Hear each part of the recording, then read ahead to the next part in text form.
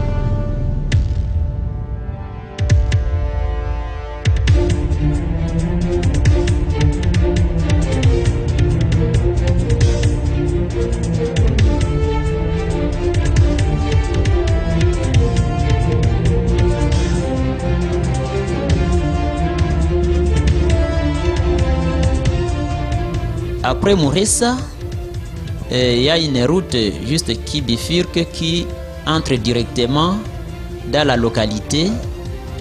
À quelques mètres, on a connu un problème parce qu'on avait constaté que on voulait juste servir le quartier en eau potable.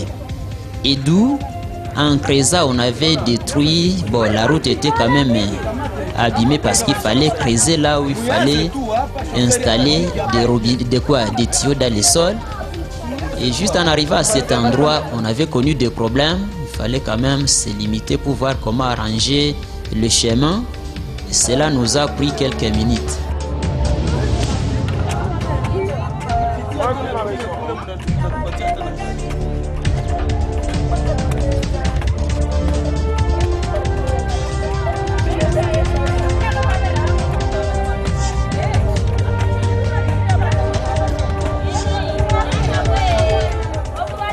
Comme vous le voyez ici, ils nous demandent, je ne sais pas, d'aller même au quartier, dans un terrain inconnu, pour chercher des bêches partout.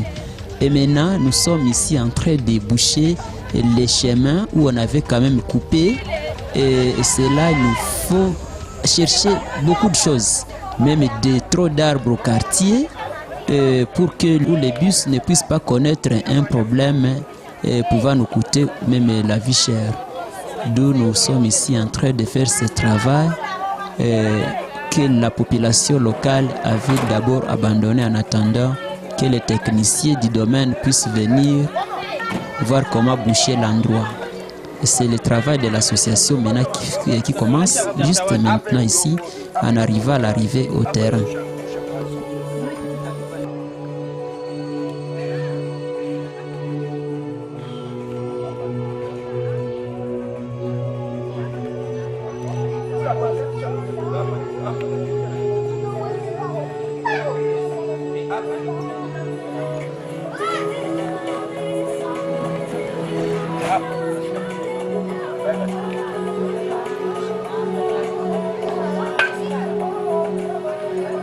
Vale, mamá.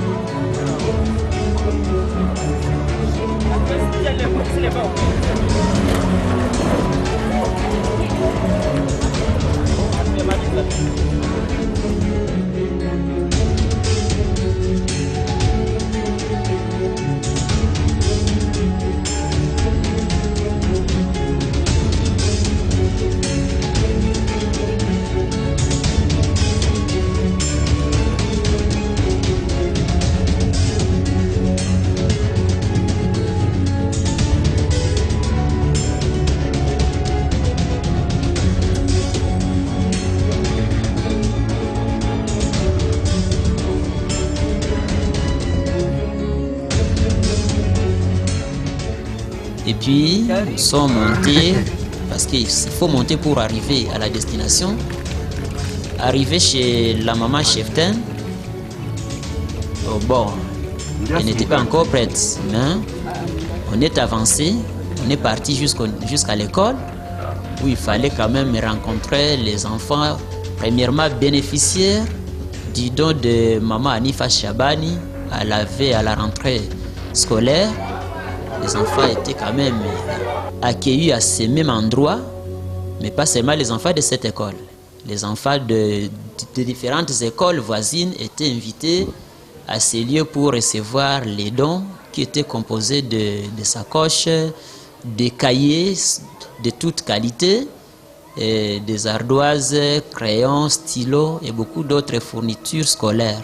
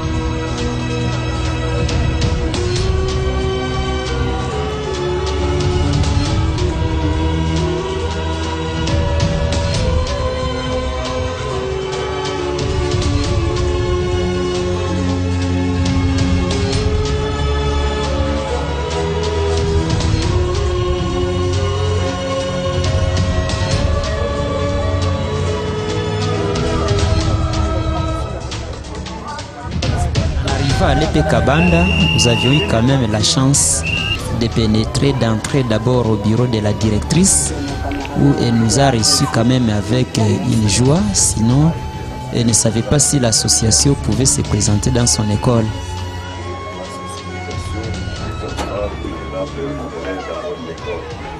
Ça, c'est quelle école? C'est Peter Banda.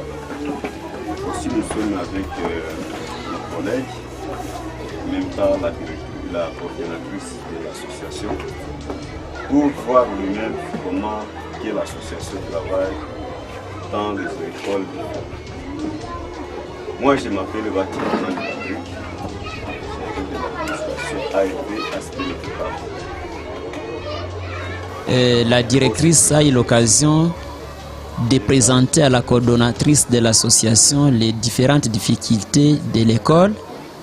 Et quand même, la coordinatrice n'a pas resté indifférente. Elle a montré que son souci, c'est de venir en aide les enfants vulnérables et orphelins. Pourquoi pas ceux de cette école où elle se trouvait.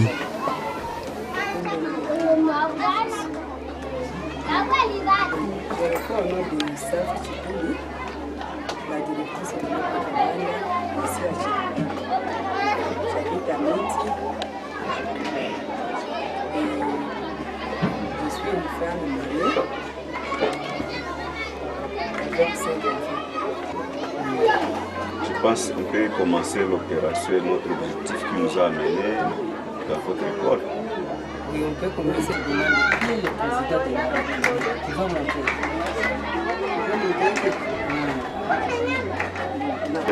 Vous avez des affaires supportées ou en prise en charge par l'association. Deuxième fois, vous avez vu l'équipe de l'association qui venait payer pour les enfants vulnérables ici dans votre école.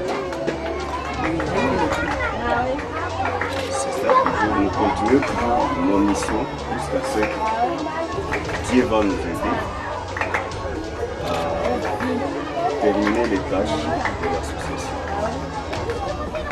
Maintenant, si les enfants entrent dans votre office et te demandent qui est le président de la République, tu vas montrer.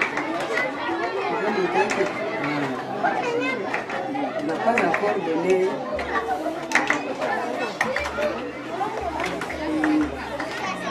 On n'a pas encore changé les photos. Il faut changer ça quand même. On nous demande beaucoup d'argent. C'est pas ça. On fait ça. Si l'association fait notre doléance pour amener le président de la République. C'est une bonne chose. Ça nous avantagerait de plus. Ok. On fait ça parce que ça nous fait peur. Regarde, la présidente de la République. Mais on va faire ça. On va vous donner plus que changer et que les enfants et c'est bien D'avance, d'aller ça. Parce que ça, vous voulez tourner il y a tourné sans problème. parce qu'il n'est plus que ça. En quel d'autre il est ici? Lui est caché ici. C'est Dieu qui est caché ici. C'est bien tu es caché ici. Il est caché. Les enfants, tu vois, la face va venir ici. Ça c'est notre président, toujours c'est votre président ici qui vont. Ils connaissent déjà que c'est le famille. Il faut enlever ça. On va enlever notre photo. Ok, merci. On pourrait faire notre manifestation avec les élèves. Si vous nous permettez. Sans problème, notre président. Merci beaucoup.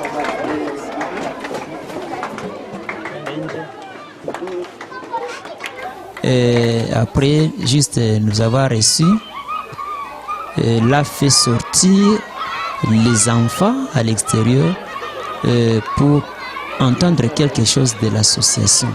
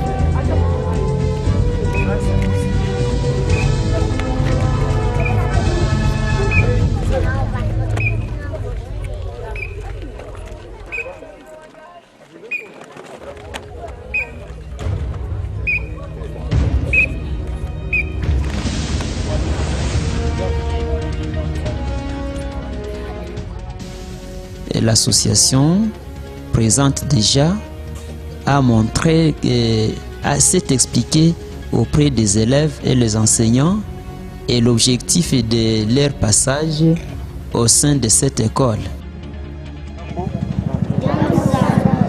Mko bien?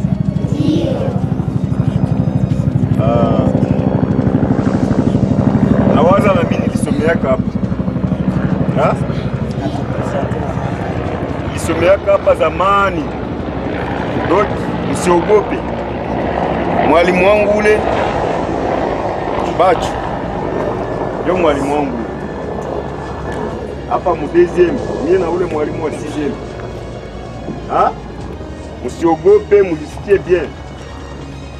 Hapana boga batatutobola, kisha tutobola naye. Aone hapa sisi tunabeba watoto kwa mipia. Ndio tuko rafiki ya watoto na tuko wazazi ya watoto. Tunaelewana?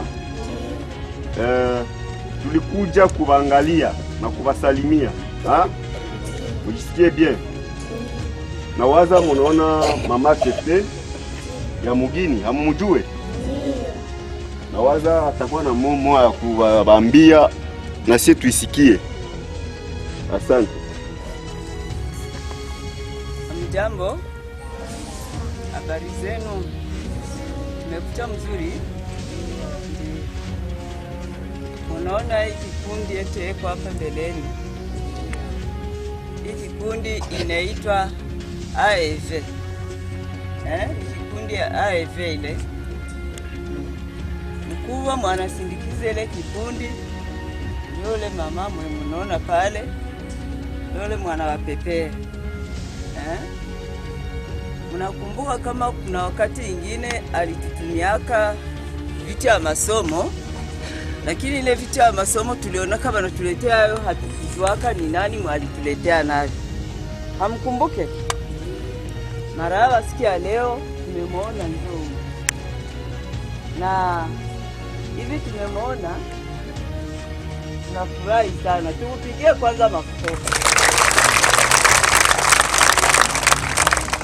Asante. Hivi tutamwomba na sie asitusahau, aendeleshe ile, isikwe mara kwanza, ikwe mara mwisho. Tunakuomba isikwe mara kwanza, isikwe mara mwisho. Wazazi wangali na vingi vya kuongelesha. Asante.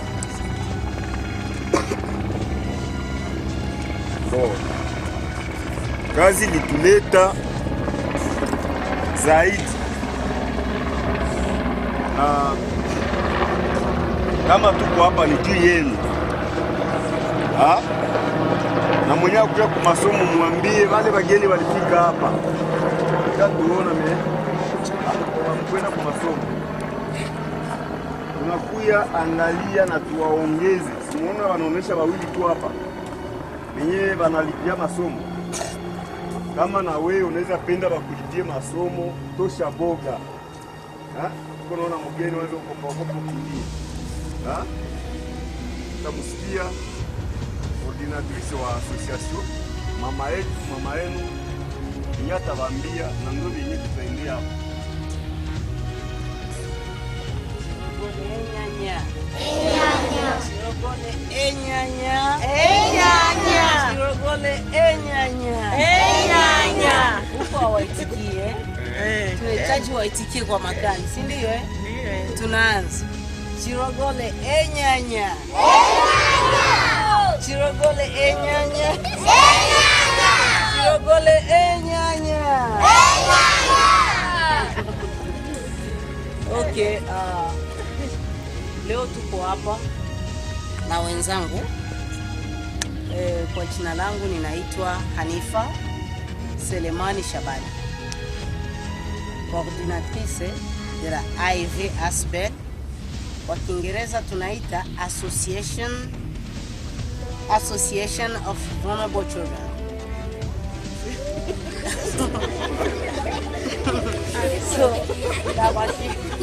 Kwa Kifaransa tunaita Association des Enfants Vulnérables. Hapa tuko na Patrick Bonane Bahati, ndio anaangalia administration yetu hapa Bukavu. Hapa tupo na Jean Baptiste Tombo Songa, anaangalia administrateur yetu Uvira. Hapa tuko na Deborah kutoka Bujumbura, naye anaangalia association yetu Burundi. Hapa tupo na mama Justine Buziriri, naye ni comptable wetu Uvira. Hapa tupo na mama Eme Chimanya Mireille, naye ni comptable wetu hapa Bukavu.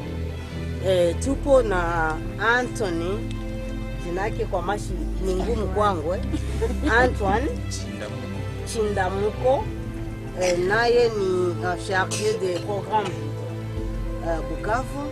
Na huyu mnamuona hapa Samuel, naye ni mambo wetu wa AEV. Ndio ekipe yote ilikuja kwa. So, kama mimi nipo hapa mbele yenu, nilikuja nikajitolea. Ndio mara ya kwanza mimi kufika huku kwa maisha yangu yote. Nimeishi tangu utotoni, nilikuwa sijui. Lakini AEV imenifanya niende na nafahamu mahali tofauti. Nimetoka Amerika, nimepita mbali hadi kufika hapa kuwaona. Na mama Angela tunamuona kwenye mavideo, tunasikia ma-interview zake, tunamuona kwamba ni mama mwenye upendo, ameweza kutukaribisha kwenye village yake. Tunamwambia asante mama Angela, mama directrice na walimu wote, tunasema asanteni kwa kuweza kutupokea hapa kwa issue. Sasa hivi tuko kipindi gani? Wakati tupo nao kwa sasa ni wakati gani wenye tupo nao? Hii wakati, kwa nini mnavaa hiki kitu hapa? Kwa nini mnavaa hiki kitu? Hii kwanza, nipatie kwanza kamoja.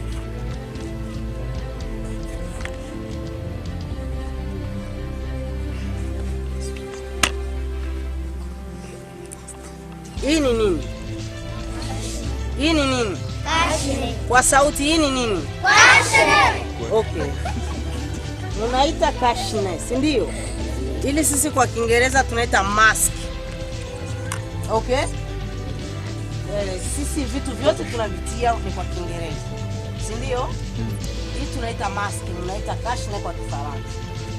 Wangapi wenye wapo na kashne hapa? Mutie makashne, msitie mikono. Mutie juu. Kila mtu atie kashne yake. Kashne ni ya nani? Ya kwako? Kila mtu atie kashne yake. Tuione. Mama nakufa.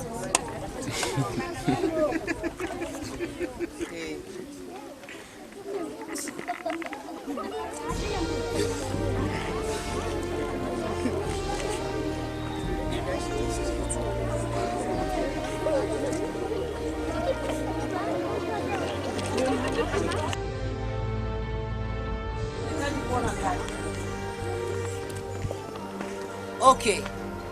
Wale wote wenye wako na makashne washushe chini. Na wenye hawana makashne watie mikono juu. Wote wenye hawana kashne.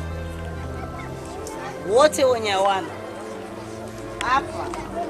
Hapa.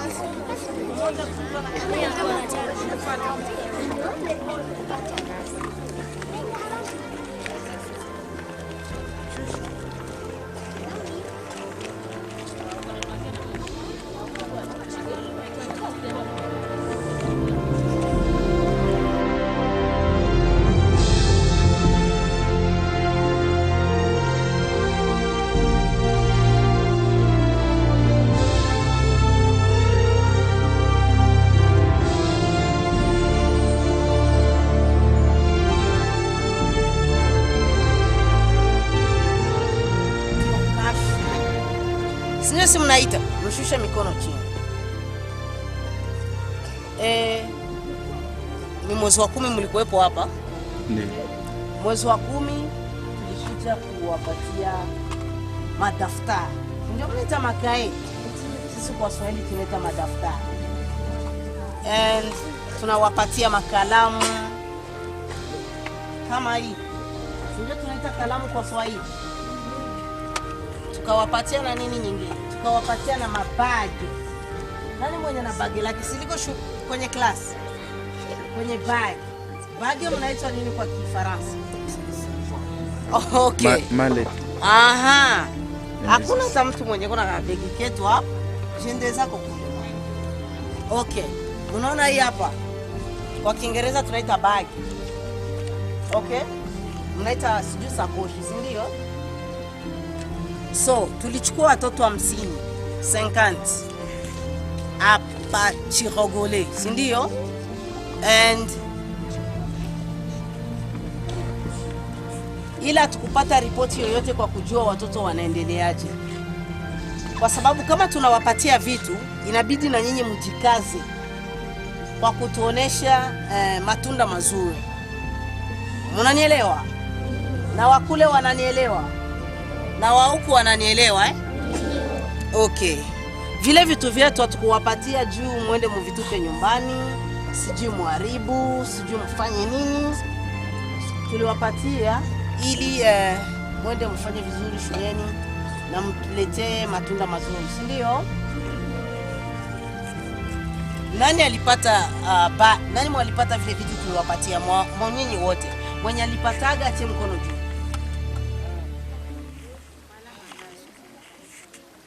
C'est là qui on perd. 1, 2, 3, 5, 6, 7, 9, 10, 11, 12, 13, il y a d'autres dés. 14, 15. 17, hein? Okay. So, mnaweza kunielezea wakati walipana wengine walilia wakupata, si ndio? Mulichukia mukasema kwamba sisi tunaonewa, si ndio? Amujaonewa, munakumbuka kwa sababu tunawajali na tunawapenda. Nyinyi nyote mnatakiwa kuwa na cash name mpya, si ndio? Ninaangalia kwanza nikiwaona kuna wenye uniform, tumbo iko nje.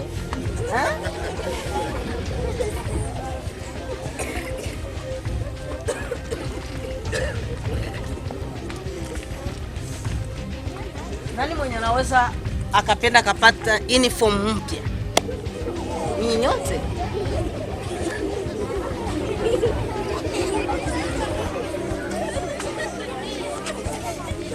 Okay, mshushe mikono yenu. Mnasikia Swahili nyinyi yote, si ndio? Ndio. Kweli? Ndio. Okay, mshushe mikono. Kisha nani mmoja mwenye anasikia Swahili, atie mkono wake juu na aanze kunifasiria nini nipo nasema. Mwenye kabisa anasikia Swahili. Atie mkono wake juu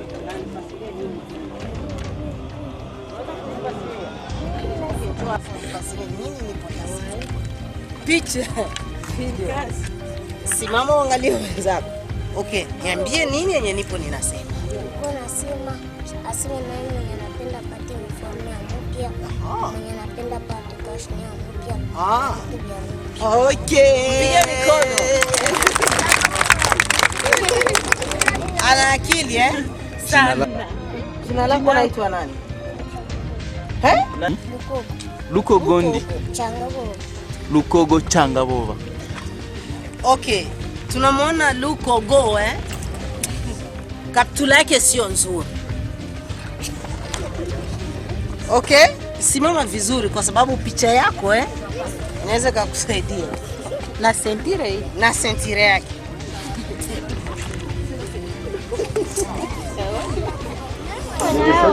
So, naosa nyinyi nyote hapa mpo wa vulnerable, si ndio? Nyinyi nyote mpo wakosefu. Na kila mtu anatakiwa kuwa na uniform mpya. Si tunaangalia, kuangalia yetu ndio napeleka habari. Mnanisikia?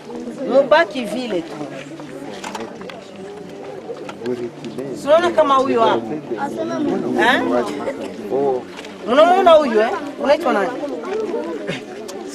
Anaitwa nani? Okay. Anaitwa Mughula. Si ndio Mughula, unaweza kaambia wenzako mahitaji yako ni ipi?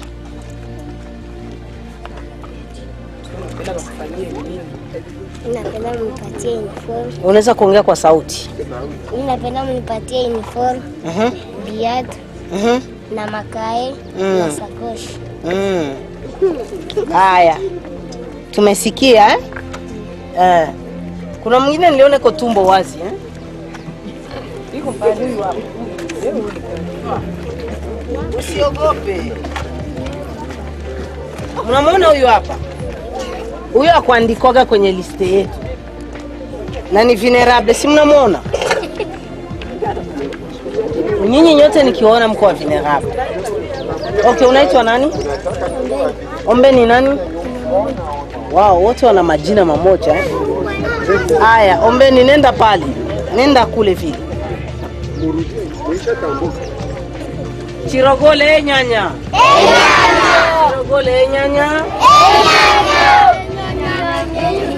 Okay. So, mwache mifugo kwanza. Msikilize.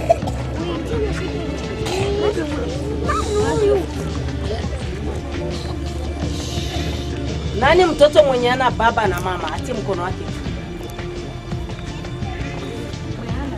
Ashuza Kulimushi, jina yake Ashuza Kulimushi. Okay, wazazi wako wako wapi? Ngaya busi bawe bali. Bafir, baisha kufa. Anaishi na nani? Emandi Wotamiri. Kwa anaikala kwa tate yake. Wazazi wote wawili wamefariki. Busi bombi bafire. Bafire. Ase balisha kufa. Wewe unaitwa nani? Zawadi nani? Zawadi nani? Bawili. Zawadi Batumiki. Unasikia Swahili? Okay, baba na mama wapo wapi? Ngaya babu si baba. Indi wafire. Indi wafire. Ongea kwa sauti, ongea kwa sauti. Mama wafire. Mama wawe. Aongee kwa sauti tumsikie. Ase iko na. Yeye aende kule. Nuli ya wendi. Bachisho. Ngahe mwenye. Mwendo. Asa mwili wabusi bawe ndi orachi haba. Papa afire. Oli omwisomo lya kanga. Ya kabiri. Martine ndi wafire. Tatu. Ko kijira babusi boshi. Papa haba. Mama wachiba. Chi papa afire. We Martine ngahe mwinyi. Mwendo. Baba lisha. Emyanzi dad. Emyanzi. Mianzi michi. Wendi. Hadi wandi. Ka indi wafire ka papa iri mama. Papa. Ndola ko hadi. Lola. Unaangalia kwenye kamera. Lola. Genda gahani. Mianzi michi. Ashuzandi. Il y a beaucoup d'élèves, beaucoup d'enfants qui nécessitent de l'aide parce que leur façon de se présenter à l'école montre que ce sont des orphelins, si pas orphelins, ce sont des vulnérables. Et ce sont des gens à qui nous devons venir en aide. Sur ce, nous constatons et nous déployons directement une équipe de l'association pour leur enregistrement, pour voir comment aussi prochainement nous pouvons insérer ces nouveaux cas sur la liste des bénéficiaires se trouvant dans cette école.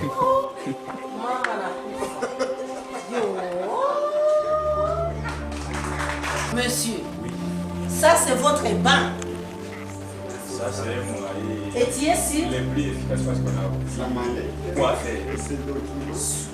Pour ne pas se poser et ça c'est pas faire. Ce sont les participants. Non. C'est pas comme ça. C'est pas comme ça. Bon, ça c'était une façon de les discipliner pour les prix mettre ça sur l'uniforme. Non, c'est pas comme ça. C'est pas comme ça. Je ne peux pas faire ça. Vraiment, c'est très, très catastrophique. Ça, c'est... Donc vous n'avez pas de matériel. Il n'y en a pas ou bien vous Il n'y en a pas ou bien vous en avez. C'est pour cela que vous dessinez ici pour expliquer le plan. Donc, il faut que vous ayez ceci aussi. Oui, les matériels. C'est quelle classe?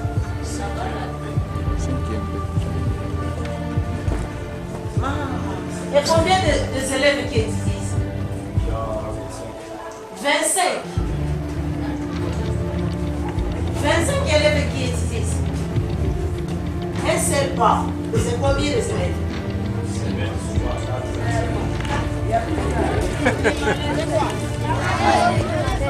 La mallette de qui? Achouza. Ça c'est la mallette de Achouza.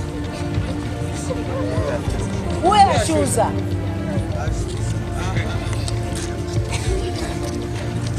Aujourd'hui, on va voir beaucoup de choses. Moi, tu m'as dit,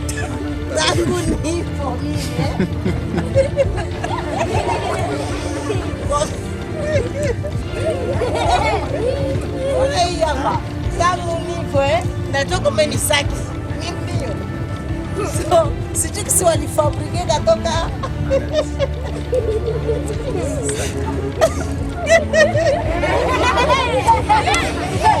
yani umtoto yani nyinyi yote mnatakiwa kusaidiwa kwa kweli ni bala ninashangaa mimi ninashangaa mtizame maleti hivi huyu anahitaji msaada ama hahitaji? Okay, hapa nako ini ya nani? Gombele Seki. Gombeni. Ni yule tena. Gombele umeenda pale? Okay, nenda pale. Gombeni. Mnajua?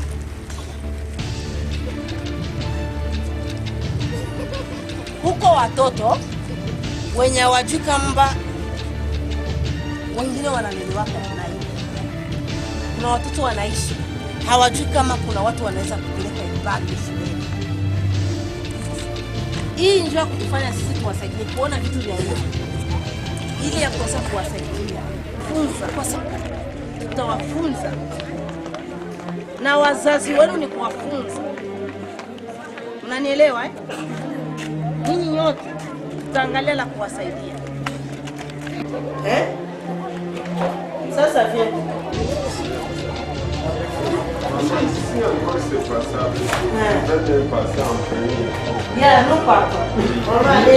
Là même à l'école, là il y a quand même la chance de visiter dans des classes, mais malheureusement on a constaté que les enfants n'étudient pas dans des conditions adéquates.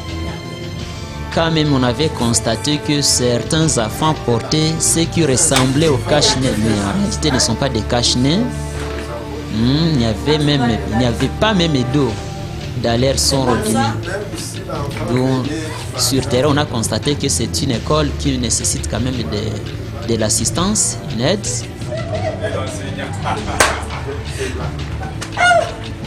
Okay, this is the chair, the teacher chair. Did you see this? This is a chair of the teacher. This is a miserable. We can accepting it. We want to help these people. We want to help these people. See how the kid from village, they suffering. See the chair, see the backpack. They don't have anything. Oh my goodness. Oh gosh. On va aider les enfants. Ça c'est notre enfants. On va aider les enseignants parce que c'est pas comme ça. On peut pas vivre comme ça. The second form is here.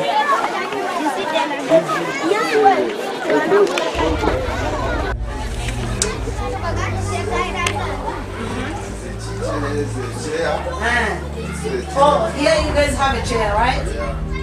On fait également les visites dans des classes. On constate que cette école n'a pas même des bancs. les élèves se mettent sur des troncs d'arbres et suivent la matière très difficilement. Et même ne respectent pas les normes de la distanciation. On trouve parfois 5-6 enfants sur un espace de moins sur un espace d'1 mètre. En tout cas, c'est quelque chose qui n'est pas tellement bon. Un nombre de 8. Dans 5 élèves. Oui. Vraiment, c'est regrettable. Vraiment, c'est très malheureux. Il faut aider les enfants. La voix des enfants. Et c'est comme ça qu'on finit. Voilà, on va changer.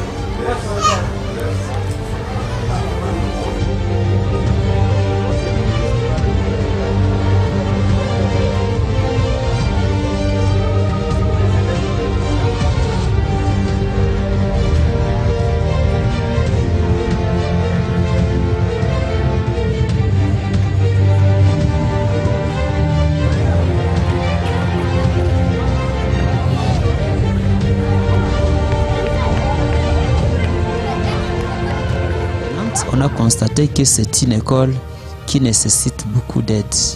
Et sur les champs, on a déployé une équipe de recrutement qui a commencé à recruter les élèves orphelins et vulnérables selon les cas.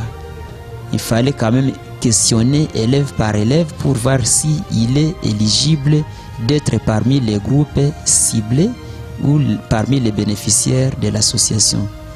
Et le même jour, on avait eu plus de 45 nouveaux vulnérables et orphelins que l'association va bientôt aussi prendre en charge, comme les autres là déjà supportés par l'AEVSB, l'association. Ça c'est matériel. De l'école. Hein? Vous êtes sûr? Et ça c'est quoi? Rien. Ça c'est matériel de l'école. Ok, merci.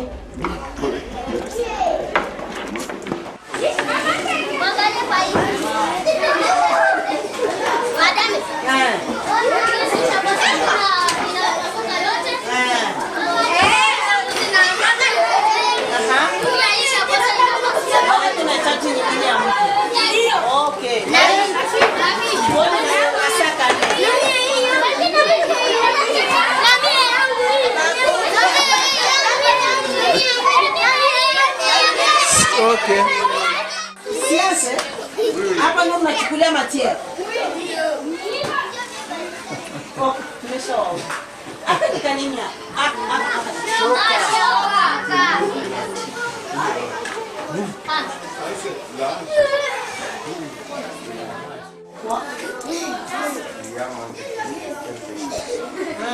Votre pupitre sonne. Toute la journée, t'as dit. Debout.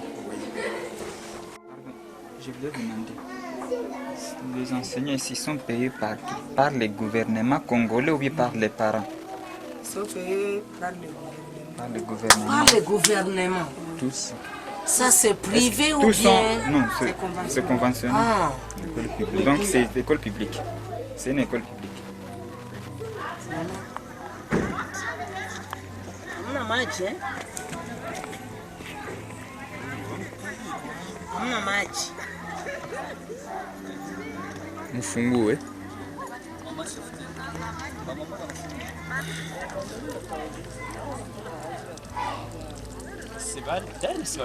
Bali ndio walituliza maswali za mingi.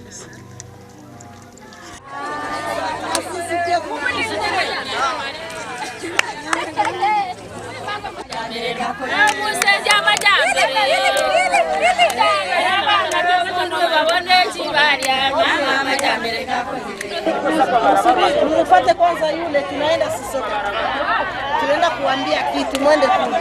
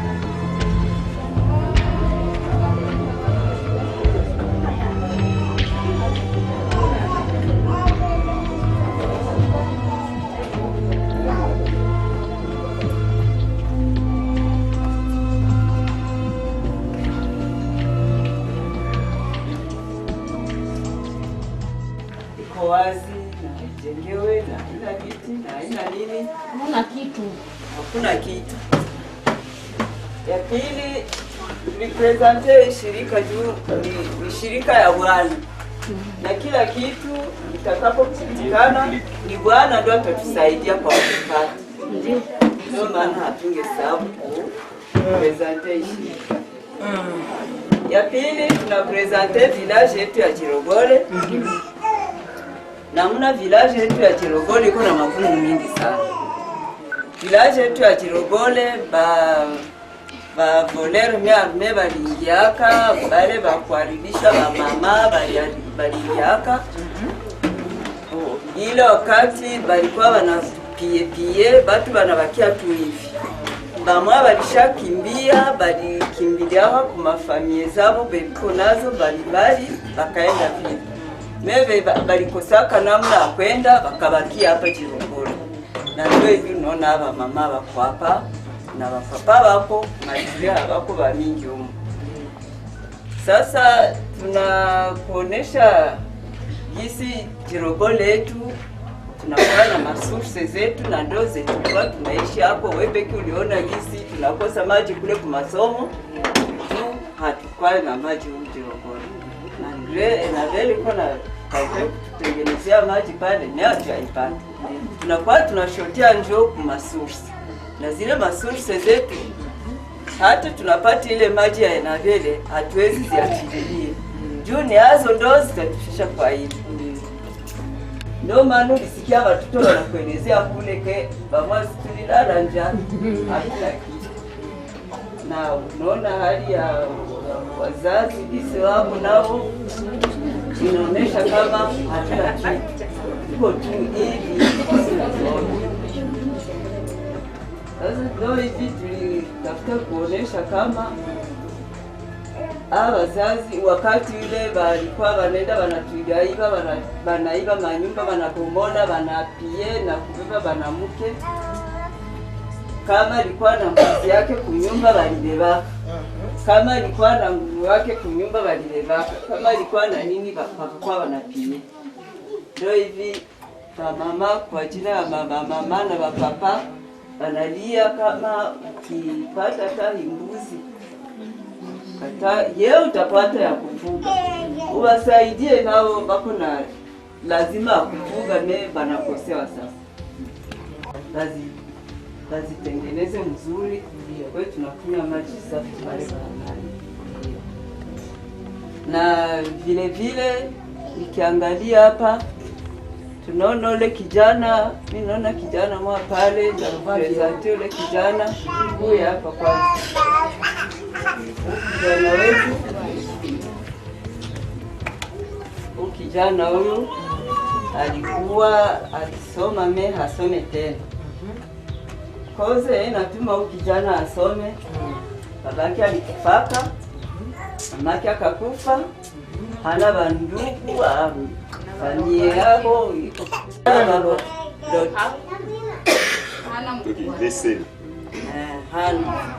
iko yeye peke vile na Mungu. Ndo sema sinda toka humu na sikupresente mtoto. Sasa nilimuona pale nikasikia kuna roho yangu na usiwa. Ndio kwa hivi anaishi kwa nani? Pale kwa babake alimwachana na mamake ndio mle mnyumba mwanabaki yake. Yeye peke tu. Ana kwao na mama yake. Bakwao na mamake walishaishi. Ana mamake mloko, ana mamake mkubwa. Kwao na baba hana wandugu. Basi sawa unakuwa na ndugu wewe. Hakujali. Hana kitu. Ndio ule mtoto tunamuona pale. Okay. Vile nenda ukakae pa. Mama yangu na mama wetu sisabu kulomba na mimi ndapiga. Ndio, na mimi ndaleta machozi yangu kwangu. Mie nilisomesha watoto wangu kwa shida. Wale watoto hawana kazi.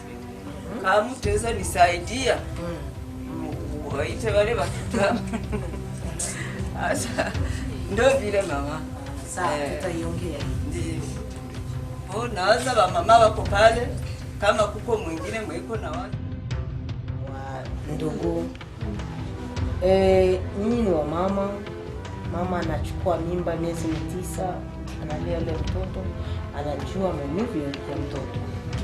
Sasa tuko hapa kama vile wafadhili wao wanaweza kuwasaidia, na tunasaidia wale watoto wenye hapo, maana watoto wenye hawajiwezi na wanatima kama vile hatujui ana miaka mingapi, lakini ana miaka mingapi mmoja. Okay.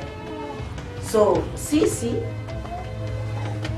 kitu kenye mliweza kulalamika mara ya kwanza, malalamiko yenu ilinijia wala kwa chuo kusema mnataka vifugo na mnataka kulipa.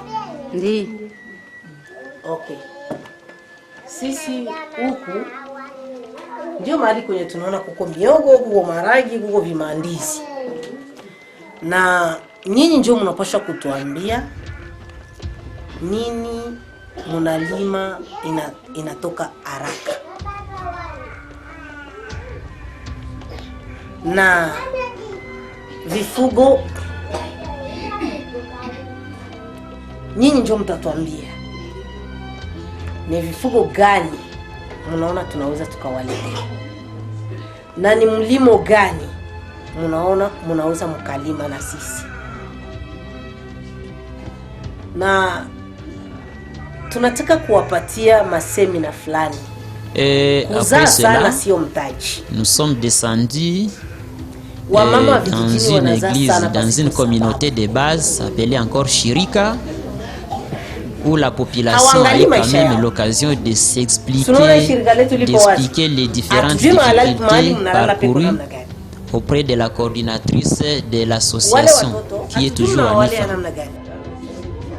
Yani mnalalalala tu, kesho kesho yake mimba, kesho kesho yake mtoto, kesho kesho yake mtoto. Ile sio maisha. Mnaona ule mzungu, mnaona wale wazungu kwenye ma television. Mzungu anakuambia hivi, anaenda kwanza kusoma. Akishaona anapata zile cheti zote, anaenda tafuta kazi. Akishapata kazi ndio anakuambia sasa nauza ni kaza. Na mwenyewe anakuambia eko na 35 36 40. Njoo anasema sasa hapa nimekwisha jipanga naweza nikaza. Lakini huku akieleza ile 40 amekuwa yule hawezi tena nini. Et là-bas, on a eu que il y a beaucoup de problèmes dans ces milieux. Ils n'ont plus même de l'élevage parce que tout était déjà emporté par des assaillants, des interahamwe qui opéraient dans les milieux, d'où il n'y a plus même l'élevage. L'agriculture des gringoles donc ne produit plus rien.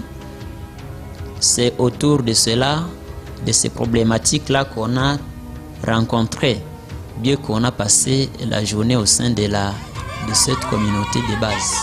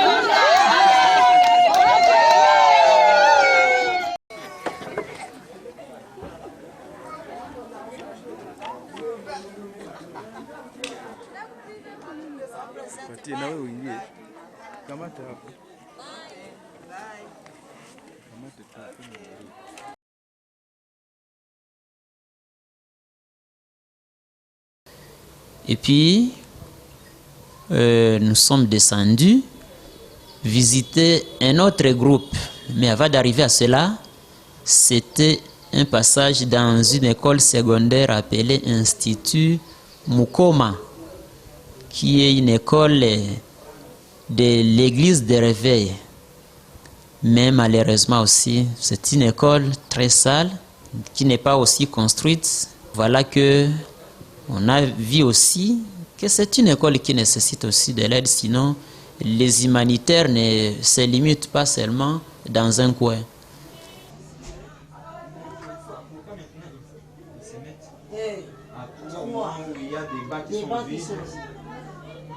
On a dit que les barrières, avec les coronas, il faut respecter les mesures barrières, la distanciation. Combien des enfants, combien des élèves qui étudient ici? Les 14. Les autres sont où? Hein? Sont absents? On les a chassés. Ça c'est la pupitre de qui? Des élèves, hein? Pour l'enseignant? Ok, pour qui maintenant? Pour qui? Et pourquoi les gars ici sont en classe? Pourquoi? Vous êtes en côté, regardez. Tu peux me regarder, il ne faut pas regarder là-bas. Regardez-nous. Attends. On a déjà passé beaucoup de l'école. Vous pouvez me donner les difficultés qui sont ici, dans votre classe. Même un foyer. So, ndio madaftari ya kisasa hii.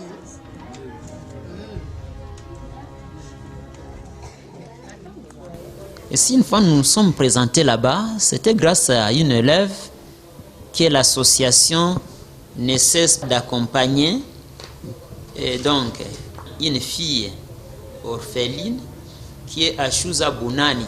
C'est vraiment grâce à cette élève que l'association a eu la chance de se présenter là-bas pour voir comment évolue l'enfant dans l'école.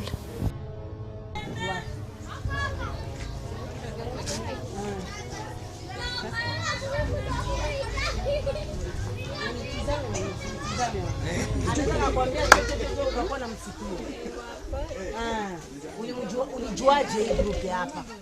Walikujuaje?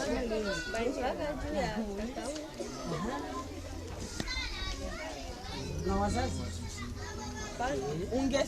Tulikuwa tunaenda tunatembea kutafuta wale wa vulnerable. Ndio tukamkuta naye tukamwandika. Mlikosa Kiswahili mumakartie. Kwa tulikuwa tunaenda Sasa. Ukimaliza kile utafanya. Utaolewa?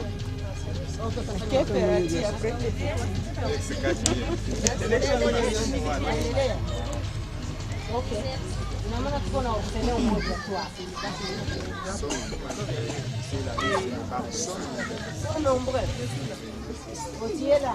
Il y a même une majorité qui est abandonnée par manque de certificat. 10 dollars seulement, mais nous prenons les gaz. Wow. 10 dollars pour 3 mois. Ok, so, les agents, on va faire comment pour les enfants? Combien des orphelins qui sont ici? Tu veux vos parents et ta vivant.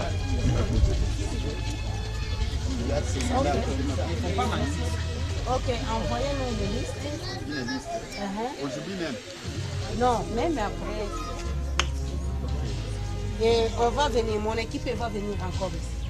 Équipe itakuja, kila mtoto asipokuwa na wazazi tuone ule mwenye anamchunga. Hatutaki kupretend.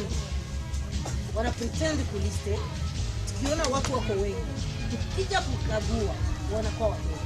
Kwa hiyo tutakuja kukagua kuhakikisha kwa kweli wale watoto ni watu wangapi. Tupatie liste, tuwa kwa nafasi yetu.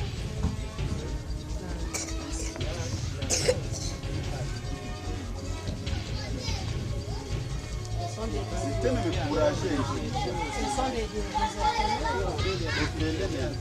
Ce sont des vulnérables ou quoi?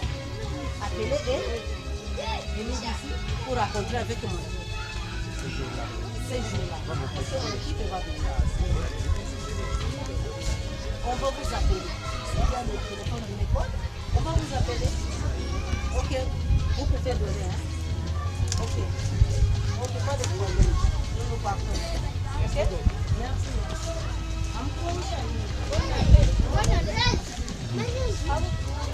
Et puis comme sur l'agenda du jour, il y avait d'autres activités, d'où la visite d'un groupe de jeunes volontaires du milieu appelé ASVJ, en sigle pour dire Sauti ya Vijana wa Vijiji.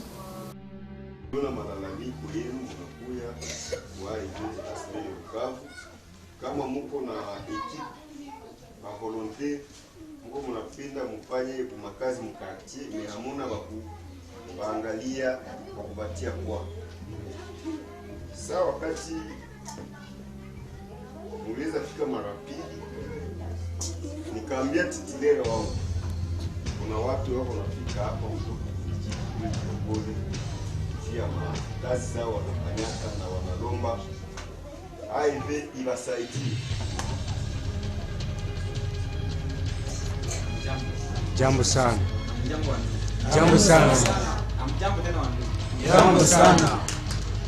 Kuna sana. Tunaona hapa tena sana. Mtu yetu hapa. yani watoto wasiojiweza, mayatima, mayatima ndio walemavu na vile vile mafamilia zao ambayo isiyojiweza. Ndio shirika letu hili linasaidia.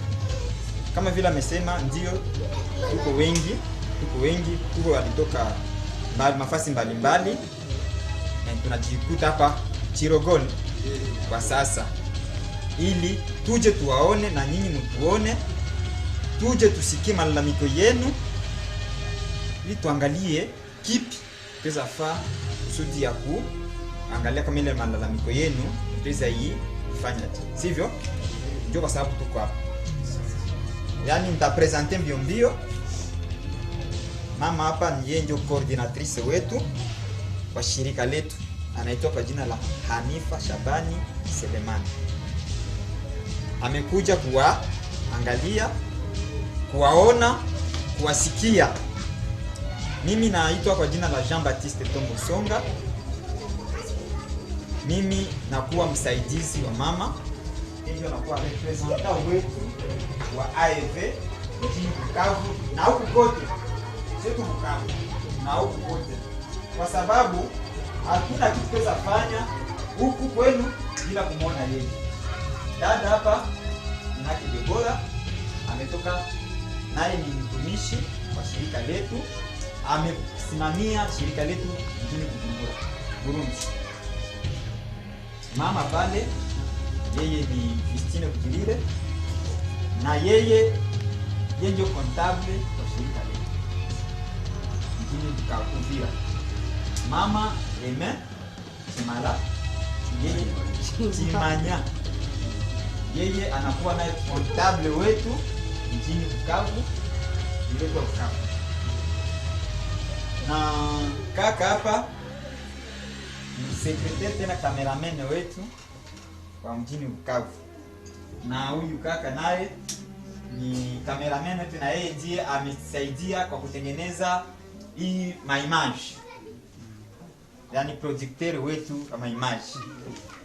Kaka hapa mnaona hapa hivi, yeye ndio Anton, tunamuita kwa Anton, anasimamia miradi yote mjini Bukavu. Na yeye kaka pale vile, yeye ndio timu ambayo imefika hapa kuja waona, kuja kuwasikiliza, na vile vile na nyinyi kutusikiliza. Sema kwamba kwa vijana wako vijijini na wako na vipaji fulani. Sikuongea kitu kuhusu hilo, ila nimesema nitafika kuwaona wao vijana na kuona ile vitu vyenye wanasema. So maji ni ya muhimu kwa binadamu wote hapa ulimwenguni, na watu wakiwa na maji mabaya ama watu wasipopata maji mazuri, kwa ile yani sisi sote tunaweza kupata magonjwa, na yale magonjwa yanaweza kumaliza kitu. So kitu kilipo tunaenda kuona hapo mahali.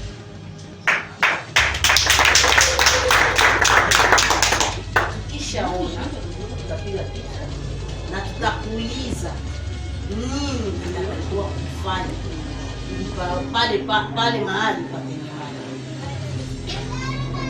Ya pili, au kupanga vizuri watu wao. Walitakiwa wao hapa wakutane na sisi na kila mtu atoe maoni yake, lakini kwa sababu hawapo wote, hao wenye wapo watatoa maoni yao. Pili, unasema mko wa comedy. Hili kundi lako hatujui wa comedy ni wangapi, na tunaweza kupenda mtufanyika sketch kadogo, tuhakikishe kwamba mlimo wa comedy.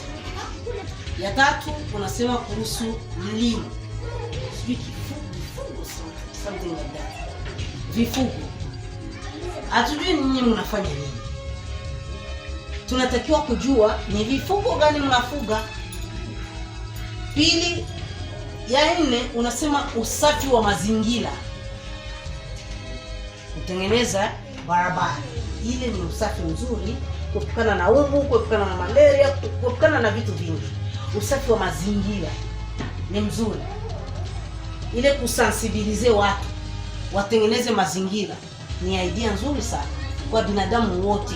Hamna mtu anaweza kukubali akae kwenye mazingira mabaya, hapana. Na tena mnatumikia wananchi wa Kongo kupitia pale. Na rais akija na makampanya zake pale atapita hapo. Pene ninyi mlitengeneza. Njoo mafaa ya kuwa na vijana popote pale. Sasa ile ni ya nne. Ya tano, kama ni mlimo alikuwa uvuvi.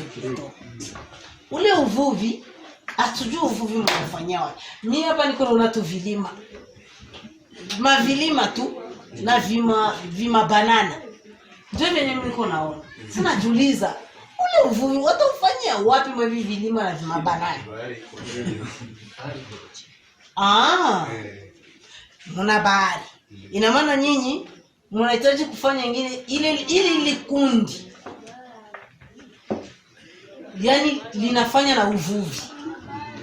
Maana yake uvuvi wenu mlikosa vifaa. Ndio. Abo? Okay. So, ya kwanza najibu kwenda pale kwa vile vimasource. Asante. Ya pili, mtatuelezea uvuvi unahitaji nini. Ya nne, nini tena hivi? Fish. Élevage. Mtatuelezea nini yenye mnaona nyinyi mnaweza kufuga kwa sababu ya association. Maana association na nyinyi. Kwa sababu Afrika watu ni waongo. Watu maisha yote wanaishi na uongo. Utapeli ndio utapeli. Sisi mfano tuwapatie mbuzi zetu. Muende mfunge. Yule anakula anafungwa. Tunasema tulime. Tunalimisha. Mnakuwa nakuja mnatudanganya. Kule tunataka mifuko ya chumvi, wale walisema chumvi, tunatoa machumvi. Mnakula, mnarudi. Ule anafanya vile. Ndani fimbo, ndani. Sisi tuko hivi. Tunataka tuwasaidie. Katikati yenu nani mwenye anaweza na miaka 12, 10 na 20 plito. 20 katikati yenu. Nani anaye? Simama kwanza. Unaona wewe, nikikuangalia wewe ni mtoto sana. Ulienda shule? Nilienda shule ila sikujaliwa neema ya kumaliza shule. Nini ilikosa? Pesa kawa ndogo. Ulikuwa unasoma darasa la ngapi? Nilikuwa nikisoma darasa la 6. La chini la juu? La chini. Ilikuwa mwaka gani? Umeshapita hata miaka kama 4. Ukakosa kwa miaka hapo ungekuwa unaenda kumaliza shule. Ungekuwa unamaliza shule. Yeah. So ni miaka mengi. Kwa sasa hivi unajishughulisha na nini? Yaani kulima. Ulikuja kumuona? Ili pale mtu aliniambia ngisi huko alikutambuka mjini. Si waziri. Boiko? Goma. Kamata kwanza.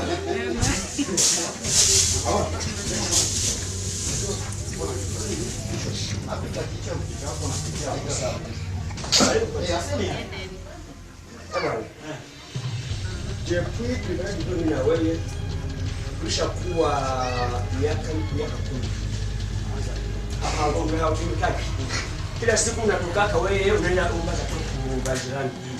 Unatoka unaenda negotiate kwa sheria kutoka kwa diploma yako. Sikia. Diploma yako kazi yake ni nini? Sasa ni kwa niliweza kasoma. Sawa. Sema yangu nikapata diploma kabisa ni ya kweza mzuri. Wote kuna hiyo. Hata na wewe ulikuwa ulishinda. Sawa, mimi na kazi. Habari kwa mimi niliona vya kushinda na tumika pengine na wakati zinatumika. Mimi ya kushinda na tumika nijitese kwa bure, nende kule, nende fundisha. Siko kwa bibi. Mimi niko na habari moja. Kama napenda kukula tu size. naweza toka mimi naenda kwa president wa SPC. Mimi naingia pale mimi nakula. Mimi nilishaona Olieni shida na kitesa kutumika. Kwa mimi naenda piga madaga na mangura kucheza kabumbu wala ndio nitaingia leo. Eh bwana. Kama kazi kama utumiki. Mimi na wewe rafiki inashoka. Mbona ikipenda inaisha kabisa. Kazi ndo kazi. Kazi tuko tu. Fasime mimi nakuomba umweteza nivitengeneze. Nivitengeneze. Sere. Watu ya politiki. Sere. Unayongisi anakuwaka demo yangu. Mayo habari ile. Itajulikana mimi napenda kwanza nione dada yako kwanza tugeni na lakini usimunige. Sitafanya ya vile. Wewe niambie kama hiyo ni pale.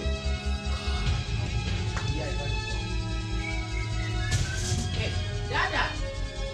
Dada.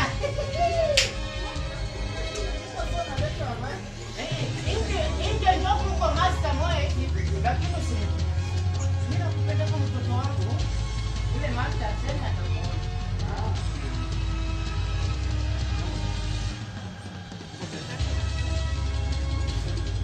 Uikala lakini usitegemee kiti.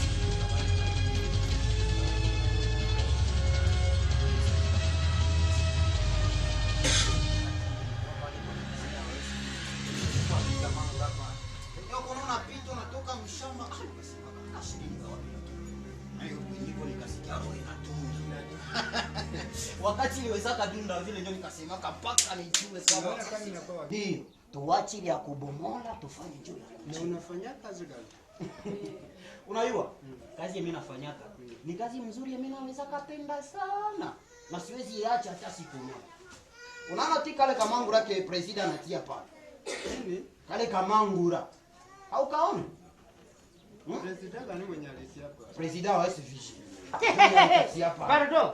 C'est niko na comprendre. Hapana vya malinga. Anataka kudanganya. Haiko sasa ya kudanganya. Mangura njoo kazi yako. Ndio, mimi napendaka ile sana na siwezi acha hata kidogo. Sitakwambia leo. Juu ya kazi.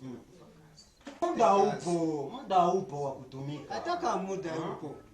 Vitu vyote tuko navyo mnyumba. Sasa ataka ni vile kanitosha tu. Dada, niko mecho. Là-bas, ce sont quand même des jeunes talentueux qui nous ont présenté même une pièce de théâtre à l'improviste, vraiment qui nous a beaucoup marqué. Hein. En tout cas, c'était tellement bien. On a clôturé les activités vers 15 heures en visitant une source d'eau potable qui se trouvait déjà dans un très mauvais état.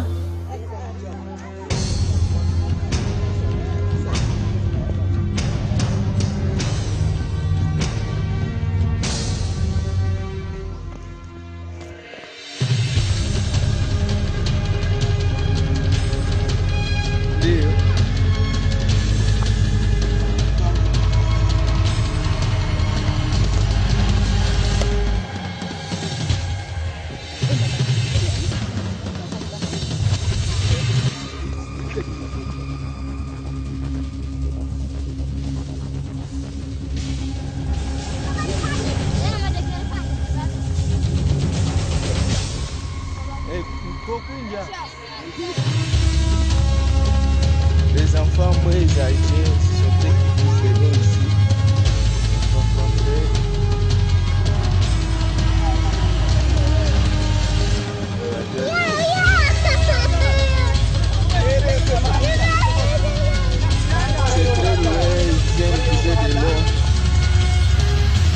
Ici, nous sommes à la source de Kamano, où la population de Chirogole et Ndondazi puise de l'eau.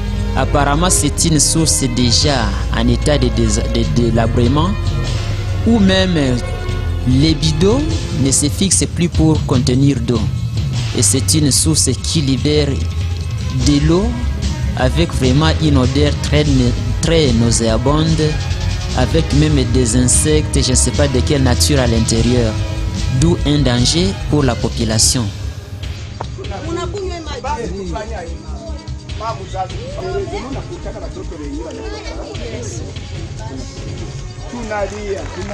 Tunalia. Na sasa tunaandika mademande banazifanya.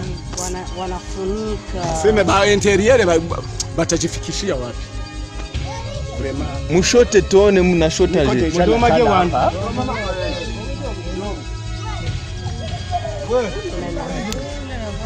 Tumangangilika kwa kuone mama tena. Niko hapa deja na tada. Pitia ujio yenu. Vraiment hapa vraiment. Malikireke siyapata. Tena jidwecho mangire kwao. Kuona mnakumbuka kunisha. Jidwecho? Ugalia.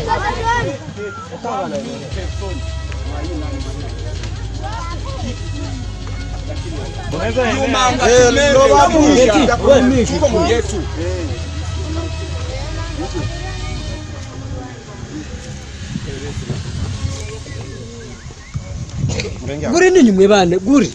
Leka abo badome. Abana sasa nabo kuingia pale hakuna shida.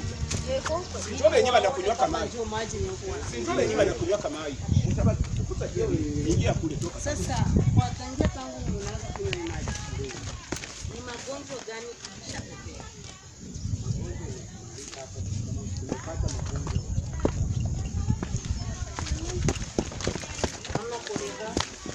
Kolera inakuya sababu ya ima. Ensuite yenye tunapataka zaidi selo na ngisi naweza kuongeza pendekezo ya mwenzetu.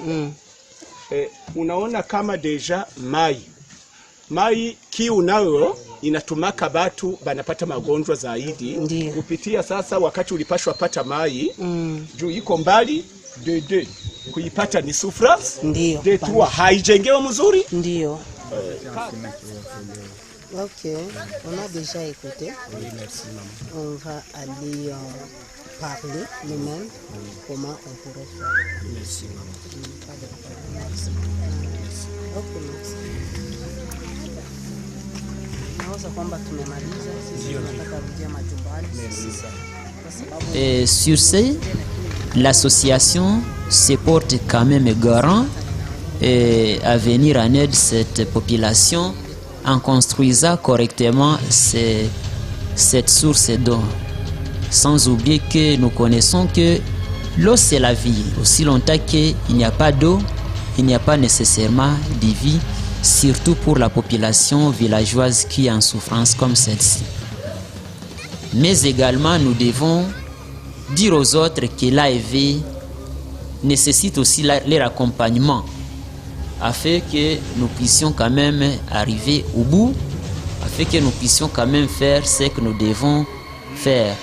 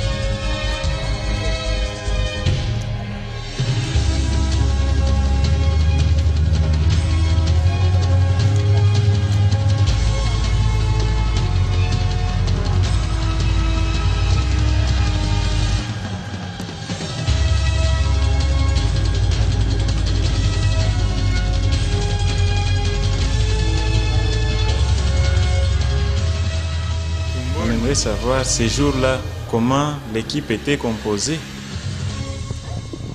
Voilà. Et ces mêmes jours, l'équipe était composée de plusieurs membres venant de tous les coins, de plusieurs pays également. Et à la tête, il y avait la coordonnatrice de l'association, Madame Anifa Chabani Selemani, qui est venue de l'Amérique, au niveau de New York. Elle est venue nous soutenir et voir en réalité ce que l'association réalise sur terrain. À part, il y avait également Mademoiselle Deborah, qui est venue du Burundi. Il y avait également d'autres membres de l'association qui sont venus d'Ouvira, à savoir M. Jean-Baptiste Songa Tombo, qui est le vice-coordonnateur alors. Il y avait également Madame Justine, aussi membre de l'AEV Ouvira, qui chapeaute la comptabilité au niveau d'Ouvira. Et après cela, il y avait M. Patrick Bonané, qui est le chargé de l'administration au sein du bureau de l'AEV Bukavu. Et il y avait moi-même qui vous parle, M. Antoine. Il y avait Matabishi, les photographes de l'association. Il y avait Madame Aimé Chimania, qui est chargée de la comptabilité au sein de l'AEV Bukavu. De même, il y avait Monsieur Mwanamwinja Eli, qui est le journaliste et caméraman de l'association Bukavu, comme à Ouvira. En tout cas, voilà comment l'équipe ou le staff de l'AEV était composé ces jours-là. Je vous remercie beaucoup. C'est moi qui vous remercie, monsieur le journaliste, au nom de l'AEV Bukavu.